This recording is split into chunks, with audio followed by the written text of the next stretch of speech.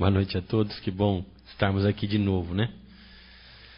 Para partilharmos aquilo que Deus tem para nós. Eu quero falar contigo hoje sobre algo que está muito forte no meu coração nos últimos dias. Vou ler para você o Evangelho de Lucas, no capítulo 1, no versículo 26, diz assim: No 6º mês foi o anjo Gabriel enviado da parte de Deus para uma cidade da Galiléia chamada Nazaré, a uma virgem desposada, com certo homem da casa de Davi, cujo nome era José. A virgem chamava-se Maria. E entrando, o anjo aonde ela estava disse: Alegra-te muito, favorecida, o Senhor é contigo. Ela, porém, ao ouvir esta palavra, perturbou-se muito e pôs-se a pensar no que significaria esta saudação. Mas o anjo lhe disse: Maria, não temas, porque achaste graça diante de Deus. Eis que conceberás e darás à luz a um filho, a quem chamarás pelo nome de Jesus. Este será grande e será chamado Filho do Altíssimo. Deus, o Senhor, lhe dará o trono de Davi, seu pai. Ele reinará para sempre sobre a casa de Jacó, e o seu reinado não terá fim. Então disse Maria ao anjo: Como será isto, pois não tenho relação com homem algum? Respondeu-lhe o anjo: Descerá sobre ti o Espírito Santo, e o poder do Altíssimo te envolverá com a sua sombra. Por isso também o ente santo que há de nascer será chamado Filho de Deus. Porém, o ente santo que há de nascer será chamado Filho de Deus. Eu vou ler também um outro trecho do livro de Apocalipse, no capítulo 3. A Bíblia diz assim no versículo 7. Estas coisas diz o santo, o verdadeiro, aquele que tem a chave de Davi, que abre e ninguém fechará, e que fecha e ninguém abrirá. Conheço as tuas obras. Eis que tenho posto diante de ti uma porta aberta, a qual ninguém pode fechar, que tens pouca força, entretanto, guardaste a minha palavra e não negaste o meu nome. E Deus tem falado muito ao meu coração esses últimos dias a respeito disso. E Ele está dizendo isso: tem uma porta aberta diante de você. Você acredita nisso? Amém. Então, olha para alguém que está do teu lado assim, bem no olho, bem forte, e diga para ele: tem uma porta aberta diante de você.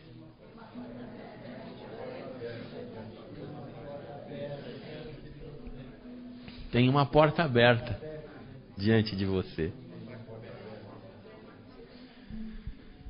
Você pode pensar, por quê?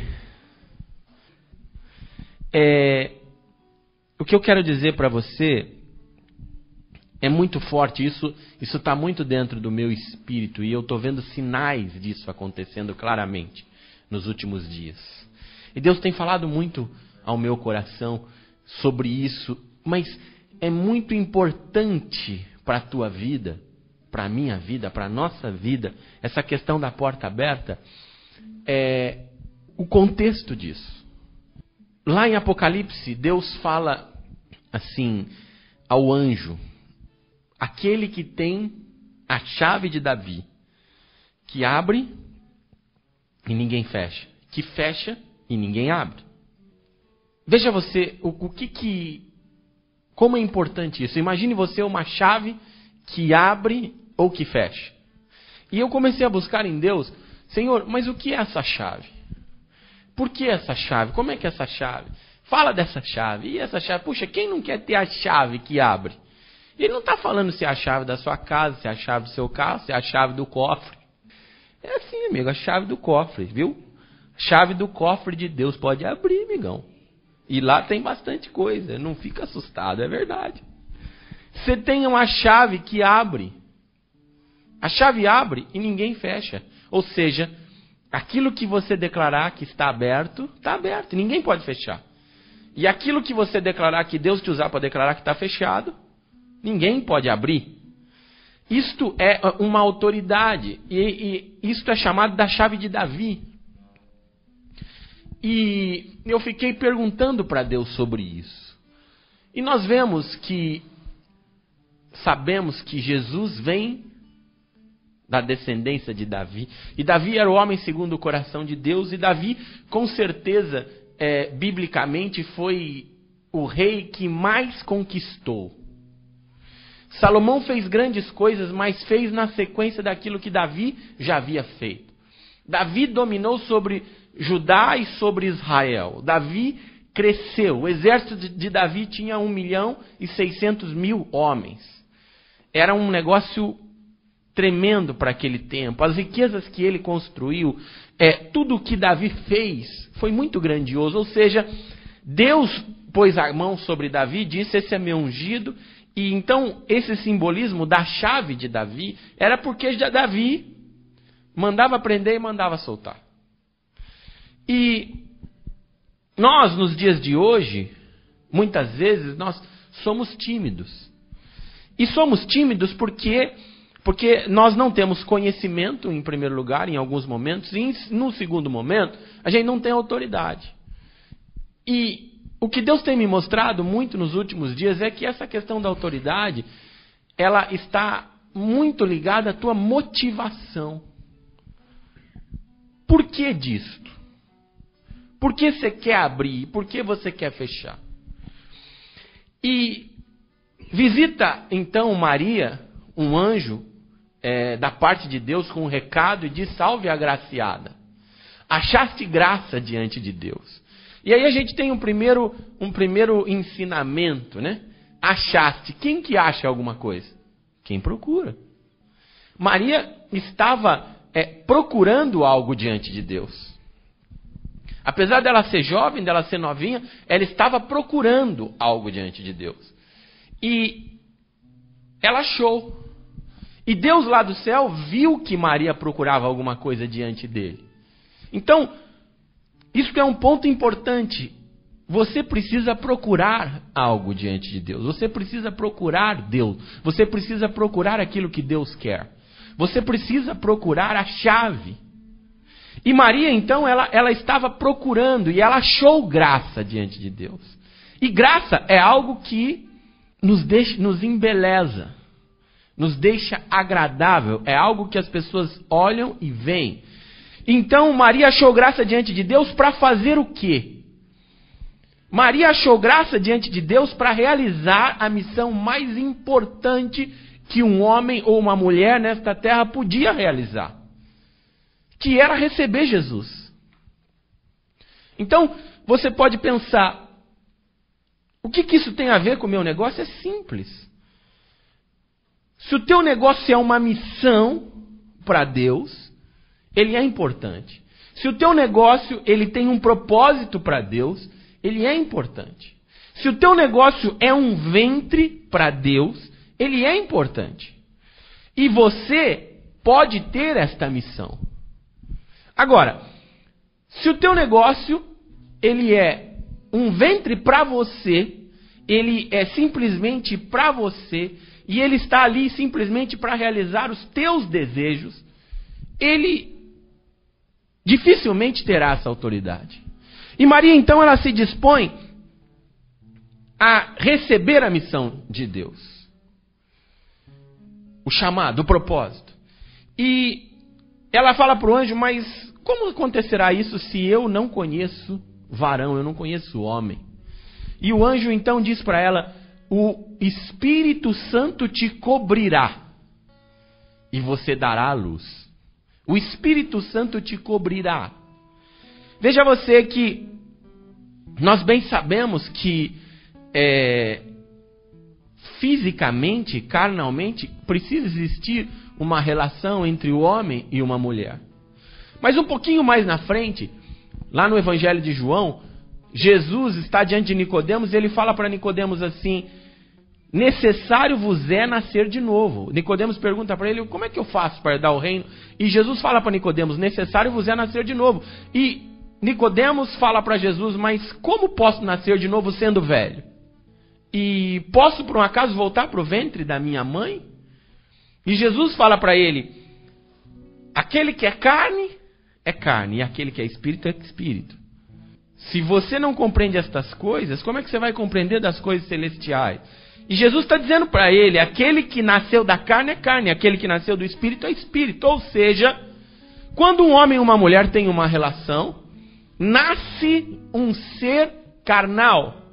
Mas quando uma pessoa agraciada por Deus, porque está procurando Deus, é coberta pelo Espírito Santo, e o Espírito Santo gera nela algo, nasce um ser espiritual. Amém?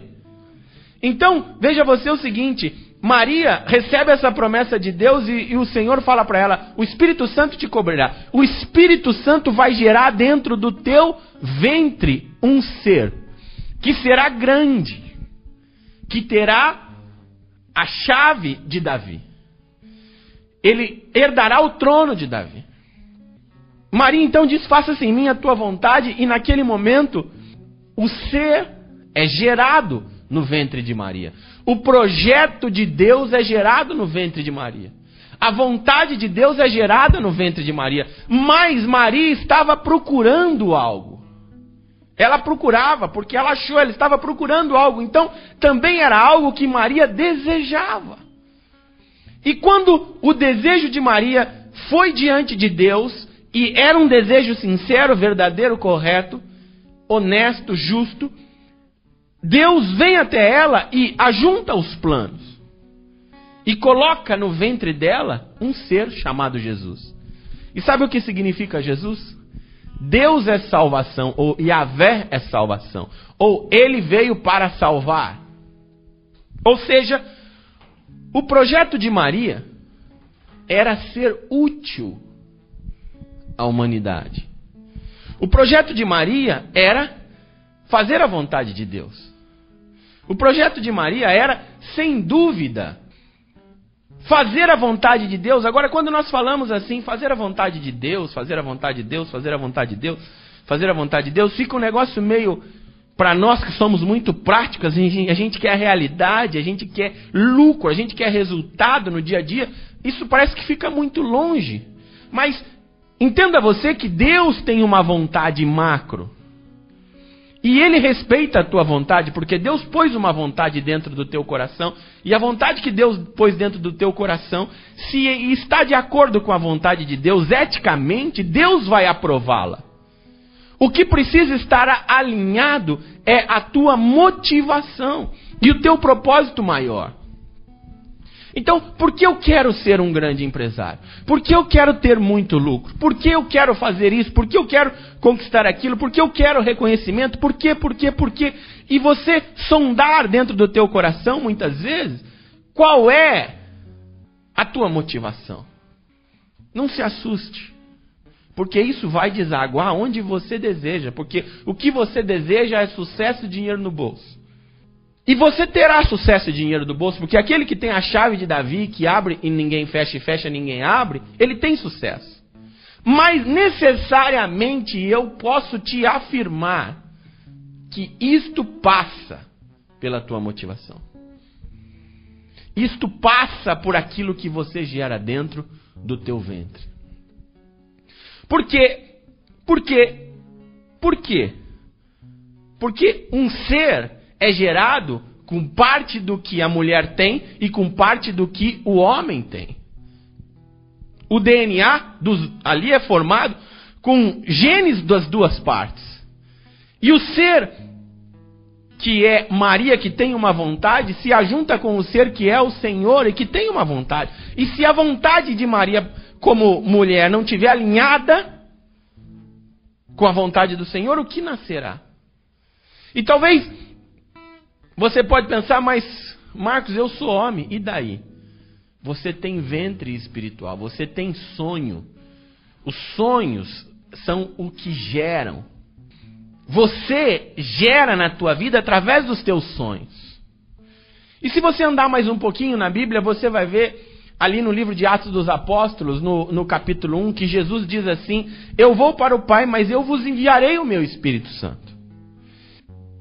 Ali em Atos, no capítulo 1, no versículo ali, acho que 8, a Bíblia diz que eles estão reunidos e que o Espírito Santo cai sobre eles como línguas de fogo. E eles começam a falar em outras línguas. E um pouquinho mais na frente, Pedro vai fazer um discurso e faz um tremendo discurso, e o Espírito Santo é derramado